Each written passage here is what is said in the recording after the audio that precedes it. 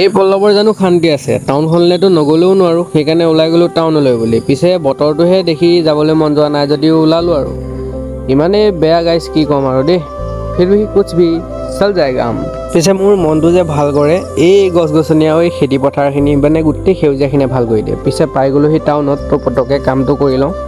তো মানে বস্তু এটা ল'ব আছিলে, লৈ ল'লোঁ। পিছে বস্তুটো বনাই আছে, খাবলৈহে মেरे पास पैसा नहीं है, इसलिए नहीं खाया, तो सीधा घर में आकर জামুক খা লিয়া। তো ইমানেই ক'লা ক'লা দেখিছে নাই বাৰু গাইছ, কি মজা, বিৰাট মিঠা গাইছ, বিৰাট মিঠা কৈছোঁ নহয়। তো পটককৈ মই খাই ল'লোঁ। ये खाने के बाद मेरे को आया টোপনি, তো মেটচ हो गया। মানে ইমানেই দেৰিকৈ সাৰ পালোঁ গাইছ, দেখিছেনে বাৰু।